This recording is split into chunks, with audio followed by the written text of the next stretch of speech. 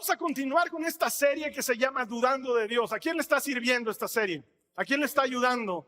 Espero que sí. Hoy vamos a abordar un par de dudas un poco más seculares, diría yo. ¿Por qué? Porque las semanas pasadas hemos abordado dudas que yo considero que son existenciales para un cristiano. ¿Estás ahí, Dios? ¿Existes? Y si existes, ¿me escuchas? Y si me escuchas, ¿te importo? Y si te importo, ¿por qué no me respondes como espero? Y cuando me respondes, ¿qué tengo que hacer? Creo que hemos abordado dudas importantes en ese sentido, pero hoy quiero que vayamos un poco más allá.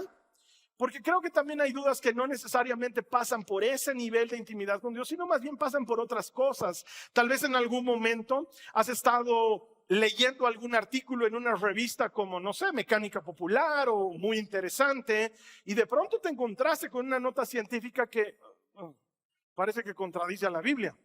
Y entonces te sientes un poco incómodo, ¿sí? Y dices, no sé si esto debería seguirlo leyendo. Algunos son aventureros y dicen, hay que leerlo, y lo leen, y otros son cautos y dicen, no, cuidado, dude del Señor, entonces, y entran en un limbo de ignorancia. Es peligroso, pero pasa.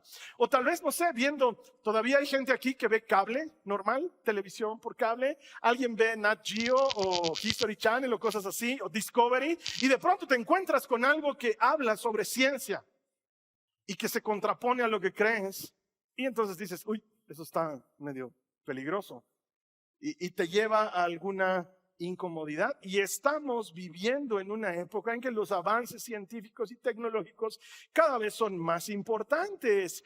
Y tú no sabes si puedes o no puedes creer en esas cosas porque dices, no sé, el Big Bang será. Y veo que hay mucha gente que tiene un conflicto porque la evolución, pero los cristianos creemos en la evolución y te genera una especie de incomodidad muy fuerte y no sabes si puedes ir por ese lado. Y encima el mundo arremete. Y muchas veces, seamos honestos, los cristianos somos vistos como trogloditas, porque pareciera que nuestros fundamentos de fe están muy fuera de época en función a lo que la ciencia y el avance dicen. Es como esta niñita que viene a la escuela dominical de la iglesia todos los domingos y luego se encuentra en el colegio con un profesor que dice, no vayan a creer esos cuentos que alguna vez les han contado de que alguien puede entrar en el estómago de un pez grande. Eso está bien para Pinocho, pero yo creo que ustedes ya están grandecitos como para creer en esas fábulas y en esas fantasías. Es imposible que por el cuello de un pez enorme, así fuese una ballena, un humano pase entero y sobreviva y pueda pasar 3 días y 3 noches en el vientre de ese pez. Eso no existe. Los que crean en esas fábulas de la Biblia están fuera de época. Y la niña que lo ha escuchado en la escuela bíblica se enoja y levanta la mano y dice, no, profe, Jonás ha entrado en la barriga de un pez grande.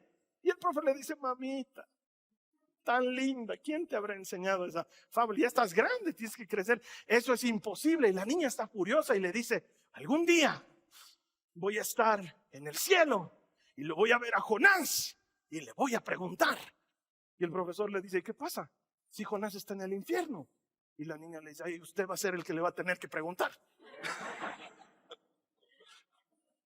Porque, seamos honestos, muchas veces las cosas que leemos en la Biblia parecieran no adaptarse a lo que la ciencia y el avance nos dicen hoy.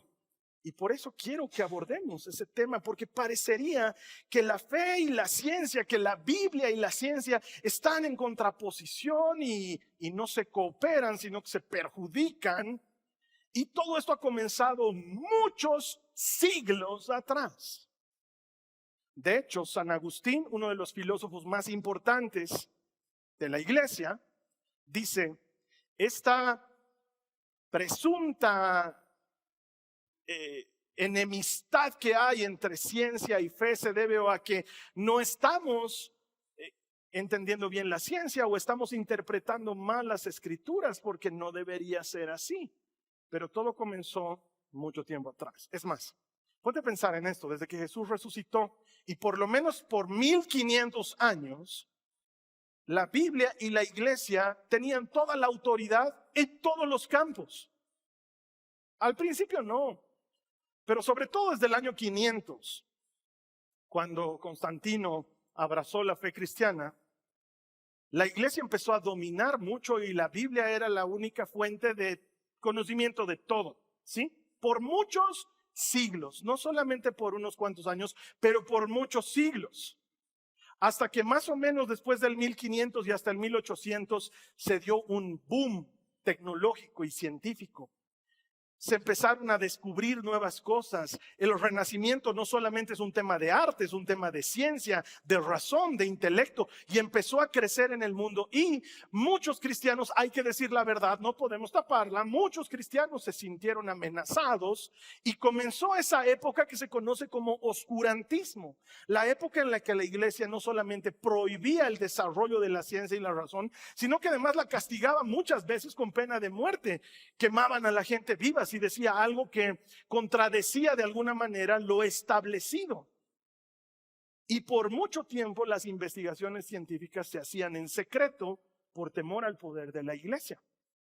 Entonces, si te das cuenta, es un enfrentamiento que lleva muchos años, pero que tiene su razón de ser. En algún punto, algunos cristianos se sintieron amenazados por el avance científico. Eso es lo que realmente sucedió. Pero yo digo, como propuesta, ¿qué tal si, solamente qué tal? ¿Qué tal si ciencia y fe no tienen por qué estar peleados? ¿Qué tal si ciencia y fe pueden complementarse? Ahora, yo sé lo que va a pasar ahí. Es un tema muy polémico para tocar dentro de la iglesia. Fuera de la iglesia, tal vez no. Tal vez si me hubieran invitado a un programa de televisión para hablar del tema, entonces no es un problema, pero ya sé que saliendo del programa de televisión tendría mucha gente que me hubiera escrito a Facebook, a Instagram y a todo lado para decirme, hereje, eres de lo peor, te haces al cristiano. Yo sé que es un tema muy complicado. Por un lado hay personas dentro de la iglesia muy conservadoras que siguen viviendo bajo una mentalidad en la que no se puede ni discutir, ni contradecir, ni dudar, ni pensar, porque cuidado. Y entonces luego por causa de eso los cristianos muchas veces somos vistos como retrógradas. Pero también hay otro lado que es muy liberal y que le da paso a todo lo que se pueda decir fuera de la Biblia, y entonces también corres el peligro de que te consideren hereje. Es controversial, lo sé, lo entiendo. Es más, en algún punto de tu vida tú has debido escuchar que alguien más te ha dicho, yo no hago eso porque no es bíblico. ¿Alguien aquí ha escuchado algo así? Yo no me meto en eso porque no son bíblicas. ¿Alguien aquí ha escuchado algo así? Yo he escuchado muchas veces, no, yo no hago eso porque no es bíblico. No, eso no es bíblico. Pero hermanos, seamos honestos, ir al dentista no es bíblico. Y todos en algún punto, o me dirás que no vas, o me dirás que esperas hasta que se esté pudriendo tu muela y entonces como el náufrago con un patín, ¡pim! No, hay muchas cosas que no están descritas textualmente en la Biblia. De hecho, es tan controversial el tema que no sé si recuerdas que unas semanas atrás, cuando hablábamos sobre tratar de probar la existencia de Dios, predicamos ese mensaje, lo subimos al internet y un hermano me mandó un mensaje enorme por YouTube. Siempre nos mandan mensajes de todo tipo, pero este era enorme. Fue un hermano que fue respetuoso, no fue agresivo, fue gentil, no fue torpe, pero se pasó el trabajo de conseguir, anotar, describir y explicar por lo menos 30 citas bíblicas que certificaban que la tierra es plana. Entonces me dijo con mucho respeto, hermano, estás enseñando mentira. Porque dice la palabra del Señor, libro, capítulo, versículo, libro, capítulo, versículo, y me lo explicaba. Ha debido escribir la extensión de una hoja de papel bond más o menos. Yo leí y decía, wow, en letra menuda además, wow, hoy sí creo que es plana. ¿No? Entonces quiero que entiendas esto. Para empezar, no le respondí al hermano, mi intención no es pelear. Yo no quiero pelear con nadie. No quiero tener la razón tampoco. No estoy desesperado por tener la razón. Lo que quiero es compartir un espacio en el que hacer preguntas no esté mal. Eso es lo que quiero. Lo que quiero es una iglesia en la que tengamos la capacidad de conversar sobre temas que consideramos conflictivos y podamos encontrar una respuesta. Eso es lo que quiero. No doy la postura de la iglesia porque no tengo la autoridad para decir la iglesia dice esto, pero sí puedo decir en Jasón creemos esto. Y quiero proponer algo para que conversemos. Por eso es que me animo a decir que quién sabe, tal vez ciencia y fe no necesariamente están contrapuestas, sino tal vez pueden cooperar la una con la otra. Y para eso te quiero explicar en qué me baso. ¿Alguna vez has viajado en avión? Sí, has tenido que viajar en avión, y cuando has viajado en avión has tenido que pasar por los escáneres de seguridad que hay en los aeropuertos. Uno para tus pertenencias personales y otro donde tú pasas por una puerta que es un detector de metales. ¿Qué detecta eso? No detecta otras cosas, ¿no ve? Puede ser que yo antes de pasar por ese lugar justo estaba comiendo mi sándwich, última llamada a los del vuelo, no sé qué tantito, agarro mi sándwich, lo meto en el bolsillo y me saco todo lo metálico y lo pongo en el escáner, y cuando paso, pop, pop, pop, pop. ¡Ah, qué ruido diferente! Sí, es que es porque tiene un sándwich en el bolsillo. No pasa eso, ¿no ve? El detector de metales detecta metales. Su única función es detectar metales, ¿verdad? La ciencia es una herramienta que trata de entender los fenómenos de la vida natural. Solo eso. Trata de entender la vida natural. La fe, la Biblia, es una herramienta que nos revela el mundo sobrenatural. Son dos herramientas diferentes. El hecho de que sean diferentes no significa que choquen. Uno de esos detectores de metal de brazo, de los que la gente usa en las playas, ¿no ve? ¿Por qué hacen eso en las playas? Porque medio mundo deja caer aretes, brazaletes, cadenas que sus mamás les regalaron en su cumpleaños y que sus papás las dejó olvidadas en las playas de algún lugar.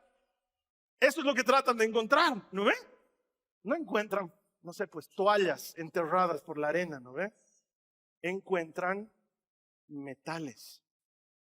Quizás el problema es que estamos tratando de entender el mundo sobrenatural con ciencia, o estamos tratando de entender el mundo natural con fe, que son para cosas diferentes. Tal vez el problema comienza por ahí, pero ambas deberían poder cooperar.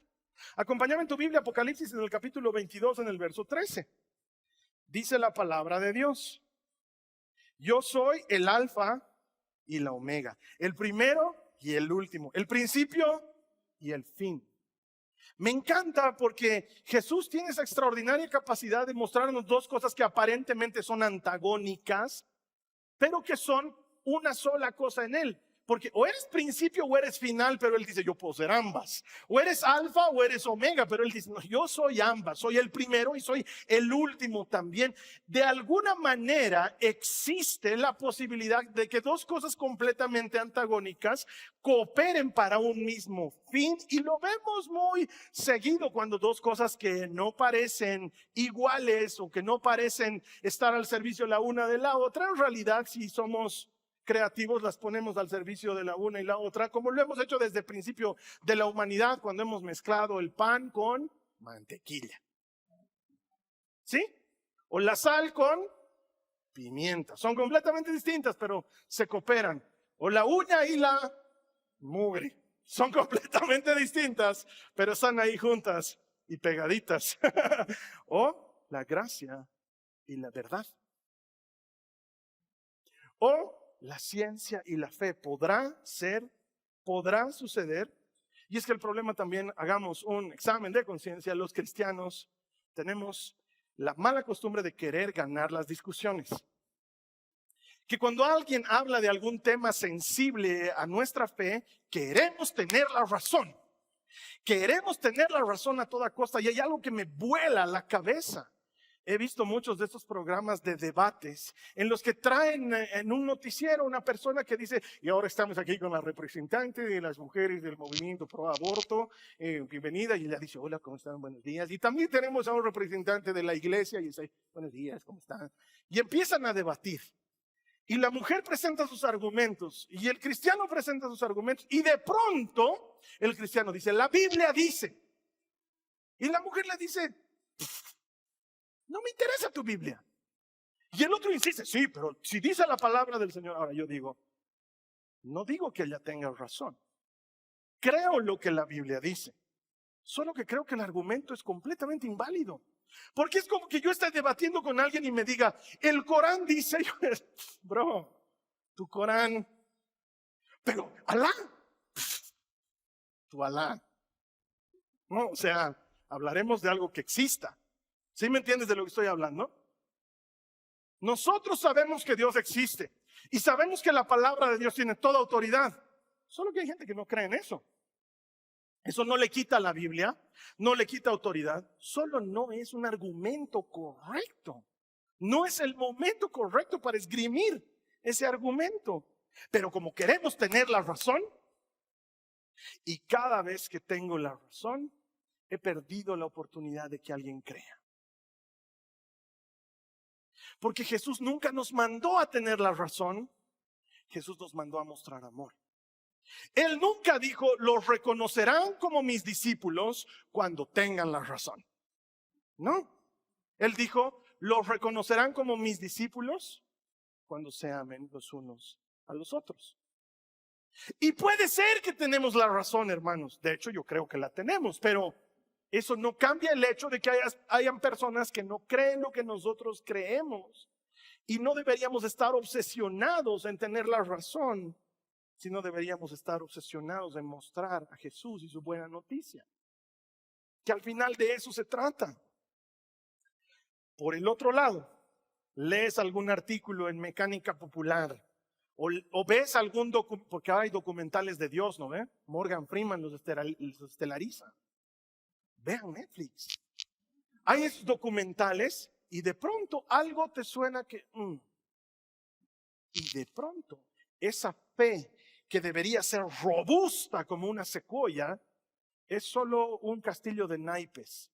Y alguien te ha hecho caer uno de ellos y toda tu fe se viene abajo.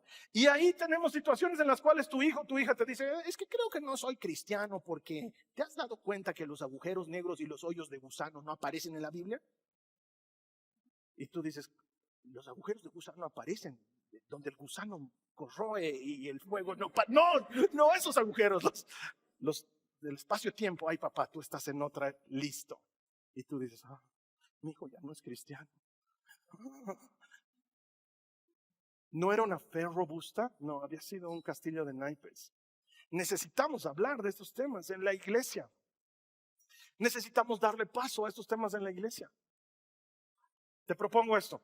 Has debido estudiar esto en algún momento en el colegio. Se llama método científico. Lo has debido estudiar. El método científico es un mecanismo por medio de la cual la ciencia va a comprobar algo.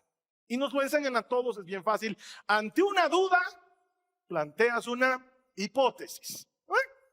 Planteas la hipótesis y la sometes a prueba. Una y otra vez. Y estudias los resultados. Los resultados te pueden servir para dos cosas solamente. O para validar la hipótesis y decir, es cierto, cada vez que lavo con Ariel con poder lipoactivo, la mugre sale. ¿Sí? O puede servir para rechazar la hipótesis y decir, no había sido así. Y nadie jamás, cuando falla la hipótesis, dice, la ciencia no sirve, la abandono. Nadie dice eso, sino que sigues usando la ciencia una vez más. Pero cuando algo de la Biblia no te encaja, creo que ya no soy cristiano. ¿Por qué hay esa diferencia? En esta serie hemos tratado hasta el cansancio de invitarte a que si algo de lo que crees no encaja, busques a Dios. Que las dudas sean una oportunidad de pasar tiempo con Él, que te lleven a tener una fe más profunda. De una u otra manera, vamos a encontrar que sí, la ciencia coopera con la fe. Mira esto. La ciencia se basa siempre en dos cosas y solamente dos cosas. Estudios previos sobre un tema y la experimentación sobre dicho tema. No hay más. Si no hay estudios previos, es el primer estudio de dicho tema y no hay más. ¿Cómo es que tenemos las cosas que tenemos hoy en día? Porque se vinieron estudiando desde hace muchos siglos atrás. El James Webb, que es el nuevo telescopio que tenemos afuera del planeta, Salen cosas fuera del plan. Salen, hermanos. Salen. Con el impulso suficiente, en un cohete los mandas y entran en órbita. ¿Sí? Eso lo tenemos porque antes teníamos el Hubble, que sigue ahí, por cierto, pero que ya está más viejito que el otro. Y porque antes teníamos, y seguramente alguien tenía su telescopio, y luego llegamos, no sé, hasta Copérnico, Galileo, y vamos a llegar más atrás. ¿Sí? La ciencia se basa en algo que ya había y sigue avanzando hacia algo nuevo en base a experimentación. La Biblia es completamente distinta, porque es una herramienta distinta. La Biblia es un libro antiquísimo, más antiguo de lo que te puedes imaginar, porque mínimamente ha comenzado a escribirse hace 4,000 años. Es decir, tú ahorita no te puedes acordar cómo te vestías cuando estabas en los 80, ¿no? Si me acuerdo, no te acuerdas, porque si te acordaras eliminarías las pruebas. Uno no se acuerda de hace poco. ¿Cómo nos vamos a manejar con algo que ha sido escrito hace más de 4,000 años? La Biblia es un escrito hebreo que fue concebido como un libro de meditación. ¿Qué quiere decir esto? Lo lees murmurando para escucharlo y pensar en él. De eso se trata. Fue pensado para desarrollar una relación personal entre el pueblo de Israel y su Dios. Nunca fue pensado para ser un libro de historia, mucho menos un tratado de ciencia o un libro de consulta. Nunca fue pensado para eso. Es más, cuando vemos, por ejemplo, la creación, no es que Moisés estuvo tomando notas porque se cree que Moisés escribió el Génesis 1. No es que Moisés estaba tomando notas, que Dios le dijo, ven, te voy a dar un tour virtual por la creación ya que no estuviste en ella. Tengo el video. Entonces vamos. Y que Moisés empezó a tomar notas. No. De hecho, mucha gente dice, ¿cómo explican? Porque dice que la tierra estaba desordenada y vacía. Al final, ¿Dios crea o no crea? Porque si hay desorden y vacío, entonces cree que es un poema. Génesis 1 es una poesía. La Biblia ha sido escrita en prosa, en narrativa y en poesía. Hay partes de la Biblia que son poesía. Y ahí vienen los ateos y dicen, cuando les conviene, ustedes los cristianos interpretan y cuando les conviene es textual. A ver, arránquense a la mano. Yo no veo ningún tuerto en las iglesias. No me dirán que no pecan. ¿Cómo le puedes explicar a alguien que no tiene ni la más pálida idea de la Biblia que hay partes que son interpretativas y partes que son textuales? Porque la Biblia nunca pretendió ser un tratado de ciencia. La Biblia siempre ha sido un libro de comunión con Dios. Son dos cosas completamente diferentes y siendo diferentes, vamos, pues pueden ayudarse la una a la otra, como los bandidos del History Channel han hecho. ¿Alguna vez han visto los documentales del History o el History 2? Yo sé que ahorita ya solamente hay plataformas digitales, pero aunque sea YouTube, vean. O sea, allí está el History todavía. Y me fascina que por alguna razón les intriga la Biblia y tratan de comprobarla. He llegado a un punto en el que le he dicho a Ana Carly, creo que los del History se hacen a los que no son, pues son cristianos, porque es que tienen una obsesión con comprobar cosas de la Biblia. ¿Y sabes qué es lo más chistoso? La Biblia nunca pretendió ser comprobada y la ciencia la comprueba. Es que es alucinante. Hay cosas que ha comprobado la ciencia a través de evidencia histórica y de investigación en sitio.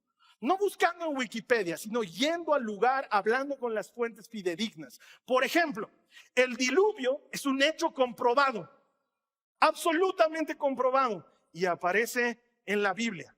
Y te puedo seguir enumerando cosas que los científicos y los historiadores los vuelven documentales. José de Egipto es un hecho que existió. Hay escritos antiquísimos que hablan de un hebreo poderoso que gobernaba en esa época. ¿Quién más?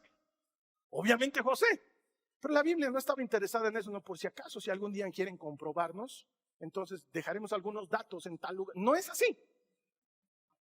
Cosas que ha comprobado la Biblia. Por ejemplo, los estudiosos de ahora proponen que el universo se ha iniciado a partir de un Big Bang, ¿sí? Aunque, por cierto, los últimos estudios dicen que ya no, ¿sí? Porque la misma ciencia nunca va a estar de acuerdo con la misma ciencia. Y eso no está mal. No se pelean, se cooperan. Ok, Carlos Alberto, ¿cómo explicas el Big Bang desde la Biblia? No lo puedo explicar, no pretendo hacerlo. Pero, si hubiese habido un Big Bang, ¿por qué Dios no puede estar detrás del Big Bang? Es decir, Él está por fuera del sistema. No es que hay Big Bang y Él también aparece y dice, Soy producto del Big Bang. Dios es increado. Él no está participando de ese suceso, pero Él puede haber gestado ese suceso. Y entonces ahí alguien me va a decir, pero la Biblia dice, ustedes dicen, 6 días han tardado en hacer la creación y el séptimo han descansado. En cambio, nosotros podemos comprobar científicamente por el carbono 14 que el mundo tiene más de 2 millones de... Sí, pero la Biblia también dice que para Dios un día son como 1000 años y 1000 años como un día. O sea, la Biblia no está tratando de explicarlas. Ustedes son los que están obsesionados en interpretar la Biblia. Pero Dios puede ser parte de eso tranquilamente. Como está acabadamente comprobado que existió el faraón, que la Biblia nos cuenta que fue el principal enemigo de Israel. Comprobadísimo. Es más, se sabe en qué época vivió, se sabe quién fue su esposa, se sabe qué ciudades mandó a construir, se sabe que tuvo cautivos a los hebreos durante 400 años, todo por evidencia histórica que no aparece en la Biblia y que sirvió para comprobar la Biblia. Se sabe que Moisés existió, es un hecho absolutamente innegable. Y las plagas existieron, científicamente comprobado. ¿Has visto alguna vez al científico historiador que se llama Simja Jakobovich? Te invito a que lo busques. Obsesionado en probarlo. Es más, según él hasta encontró el arca de la alianza. Según él. Ciencia, no fe. Gente que trata de comprobar lo que tú y yo leemos como historia en la palabra de Dios para alimentar nuestra relación con Él. Científicamente comprobado, David existió. Y existió Goliat. Y los gigantes. Y existió la onda. Es más, han hecho estudios para comprobar qué velocidad tuvo que darle David a la onda para romperle la frente a Goliat. Y comprobaron que es perfectamente posible. Es un hecho, el templo de Salomón existió. Y venían de todas partes del mundo para ver su majestad y su gloria. Es decir, me apasiona ver que la ciencia muchas veces trata de encontrar la falla y termina comprobándolo. Babilonia existió. Es un hecho. Nabucodonosor existió y nadie le pone ese nombre a sus hijos hoy en día. Y lo que la Biblia nos dice es verdad. Entonces, si existió Babilonia y existió Nabucodonosor, Daniel también existió. Y se sabe de él por otros escritos no bíblicos. Pero la Biblia no fue escrita para eso. Por favor, entendamos esto. Pueden cooperar porque sencillamente la Biblia no fue escrita para demostrar nada. Mira lo que dice Juan 20:31. Dice, pero estas se escribieron, hablando del Evangelio, para que ustedes continúen creyendo que Jesús es el Mesías, el Hijo de Dios, y para que al creer en Él, ayúdenme a decirlo, tengan vida por el poder de su nombre. La Biblia no fue escrita para comprobar la ciencia, fue escrita para que tengamos vida y aún así la comprueban. A mí me parece maravilloso. Hace 2 semanas o 3 te había hablado de estos 200 eventos simultáneos que garantizan la vida en este planeta.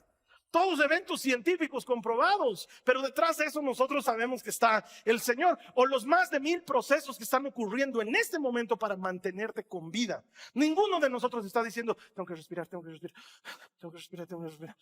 Solito estás respirando. Y eso que pasa involuntariamente se suma a los más de 1000, incluyendo los intercambios de aminoácidos y proteínas que están sucediendo para que tus células se renueven constantemente, para que luego de 9 años seas una persona completamente distinta fisiológicamente hablando. ¿No puede estar Dios detrás de eso? Claro que puede. Te lo explico con una frase que no es mía. La citó un ateo.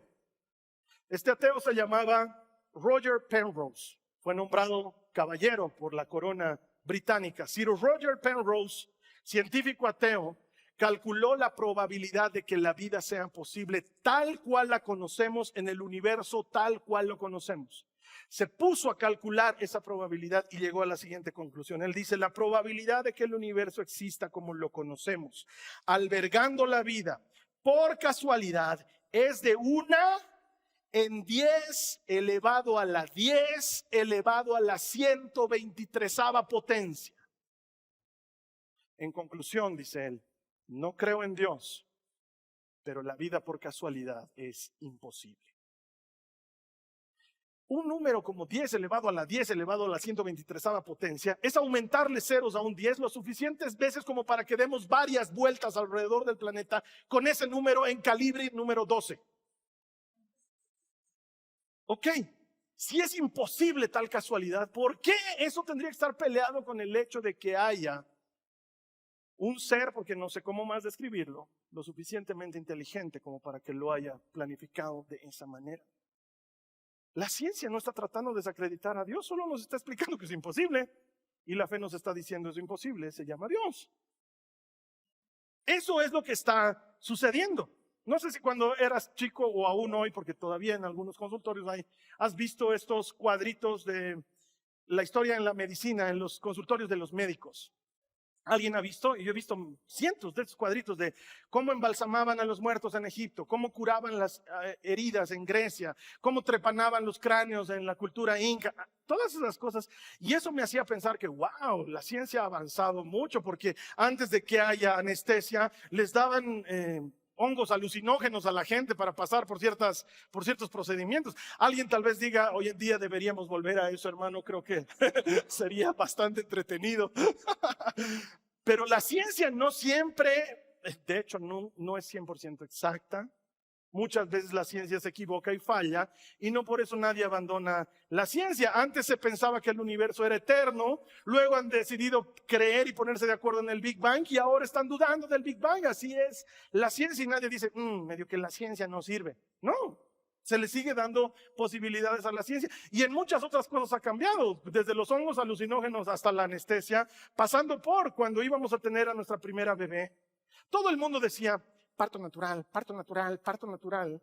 Pero nos encontramos con uno de esos médicos que tenía una mentalidad progresista que nos dijo, parto natural, mis polainas, 1940 de su parte.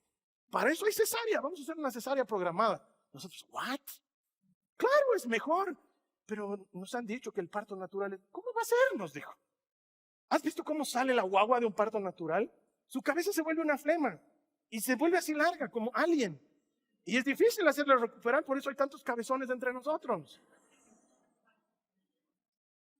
Ahora, yo sé que hay otros que me van a decir, no, Carlos Alberto, la ciencia no es 100% exacta.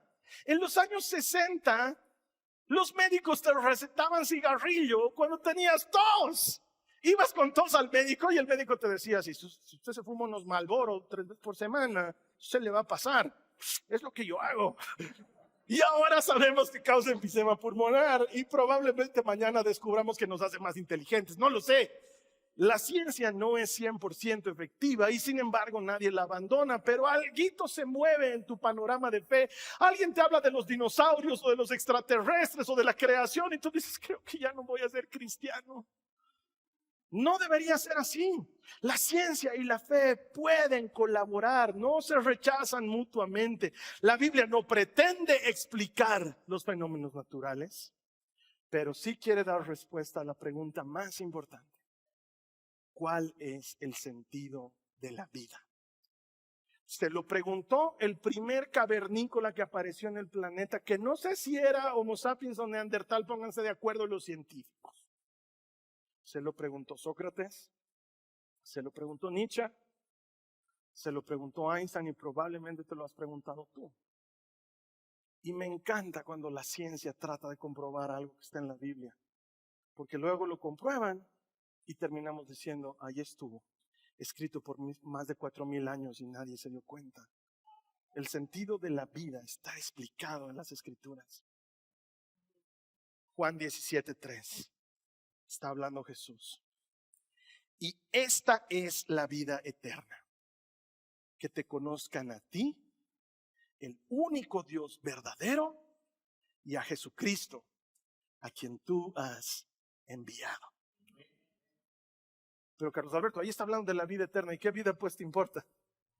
Porque si quieres hallar el sentido de esta vida que se acaba cuando te mueres, el sentido de la vida es la eternidad. ¿Y cuál es la eternidad? Dice Jesús, conocerte a ti, Padre, y a quien tú has enviado, Jesucristo. Ese es el sentido de la vida y la Biblia lo explica ampliamente. Nunca ha pretendido ser un libro de ciencia, pero siempre ha sido un libro que pretende darte vida y vida en abundancia, porque todo el que encuentra a Dios encuentra vida. Eso es lo que pretendemos. ¿Sabes qué? En algún punto la ciencia necesita fe. Los mismos científicos lo reconocen. Llegan a un punto de su investigación en el que dicen, esto ya no lo entendemos, pero a partir de esto creemos que, y añaden algo, lo que está pasando es esto y esto y esto. Como los que están fotografiando ahorita los agujeros negros. Hasta aquí hemos comprendido el agujero negro, te dice la ciencia. Lo que pasa, las singularidades que ocurren en su masa gravitacional todavía no sabemos, pero creemos que en algún punto tienen que empezar a caminar sobre el vacío. Tienen que empezar a caminar a ciegas. ¿Por qué? Porque no pueden explicarlo todo y en algún momento hace falta fe. Y quizás tú me digas, pero no es fe en Dios. Y yo te digo, ¿y quién es el autor de la fe? Porque hasta donde yo he aprendido, Jesucristo es el autor y el consumador de la fe. Quizás no están poniendo su fe en Dios, pero en algún punto tienen que decirte, cuando vas al médico, vamos a hacer el tratamiento y de ahí hay que confiar en que funcione. Palabras técnicas para decir, necesitas fe. La fe y la ciencia pueden colaborar todo el tiempo. En algún punto van a tener que caminar a ciegas. Y entonces ahí entra la Biblia. Y con esto termino. Hechos 17:23. Está hablando Pablo con los atenienses. Al pasar y fijarme en sus lugares sagrados, encontré incluso un altar con esta inscripción: a un Dios desconocido. Pues bien, eso que ustedes adoran como algo desconocido es lo que yo les anuncio. Eso que la ciencia no puede explicar. Eso que la ciencia todavía no logra desentramar. ¿Cómo es posible que unas proteínas se combinen para dar paso a tu ADN? Todavía no lo hemos comprobado, pero ya tenemos el mapa, pero todavía no lo hemos comprobado. Entonces ahí la Biblia dice, eso que ustedes estudian sin entender es lo que la iglesia proclama. Se llama Jesucristo. Detrás de todo eso hay un Dios extraordinario haciendo las cosas posibles. No se contradicen, pueden cooperar. Y hacen falta cristianos que no tengan miedo a pensar, que no tengan miedo a utilizar su cabeza y que no se aparten de las escrituras. Cristianos que no busquen tener la razón ni dar explicación a lo inexplicable. Cristianos que estén desesperados por dar la buena noticia. Entonces el mensaje de hoy se titula Pablo y Einstein se toman un café. ¿Por qué? Me encanta creer que el científico que yo considero el hombre más inteligente del campo científico, Einstein, se encuentra con el hombre que yo considero el cristiano más inteligente que ha existido, que es Pablo. Me encanta creer que si se encuentran a tomar un café no se agarran de las mechas. Me encanta creer que son lo suficientemente inteligentes y sabios, porque no es lo mismo de conversar y maravillarse de lo que el uno y el otro saben y compartirlo. Me encanta pensar que puedes dudar y eso no te va a hacer menos cristiano. Me encanta creer que la iglesia es un lugar donde podemos hacer preguntas, donde nadie te va a decir, eres evolucionista, fuera de aquí, somos creacionistas. Eso no debería ser así. Deberíamos tener un espacio para conversarlo, porque finalmente lo vamos a terminar por comprobar cuando estemos en su presencia y Él se ría y nos diga, ni evolucionismo ni creacionismo, estaban por el fin del mundismo, ustedes no tienen idea de lo que estaba pasando. Estoy seguro que cuando estemos delante de Él ni siquiera habrá preguntas por hacer. Al solamente verlo, todo será respondido. Entonces, ¿por qué negarse a una fe que lo que te ofrece es vida y esperanza? ¿Y por qué cerrarnos a lo que está pasando en un mundo que avanza, cuando después de todo, si el hombre es inteligente, es porque Dios le dio inteligencia? No debería asustarnos, hermanos. No debería angustiarnos. Lo que debería es inspirarnos. Porque detrás de toda esa tramoya, no puedo decirlo de otra manera, no hay una palabra que lo describa, pero no lo es. Un ser mucho más grande y más complejo de lo que tú y yo podemos imaginar, que está por fuera de este sistema, puso las cosas en orden. Y a Él la iglesia predica. Eso es lo que hace la iglesia. Anuncia esa buena noticia. La siguiente vez que estés en una de esas conversaciones con alguien que firmemente no cree, te rajes en convencerlo. No te desgañites. Pero quién sabe si amándolo lo traes a la iglesia. Y en la iglesia nadie lo convence. Es el Espíritu Santo el que lo toca y hace la diferencia que tú y yo con horas de debate no hemos podido lograr. No tienen por qué estar peleadas ciencia y fe. Que comience por los cristianos. Que finalmente si los ateos quieren piñarse con nosotros, hace falta 2 para pelearse. No entres en ese ring. Y si estás dudando en algo, busca a Dios. Porque todo el que encuentra a Dios encuentra vida. Lo vas a encontrar. Vamos a cerrar nuestros ojos.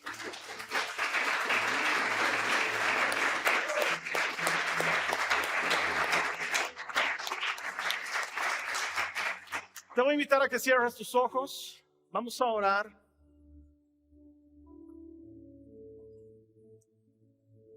Quiero que repitas esta oración conmigo. Dile a Jesús: Señor Jesús, gracias, porque no lo entiendo todo, pero no necesito entenderlo. Señor, quiero conocerte a ti. Dame, Señor, la capacidad de amar como tú amas, de comprender como tú comprendes, de hacer las cosas como tú las haces. ¿Quién aquí quiere ser las manos, los pies, la voz de Jesús en un mundo que lo necesita? Dile al Señor Jesús conmigo: yo, Señor, yo quiero ser tu voz, tus manos, tus pies en un mundo que te necesita.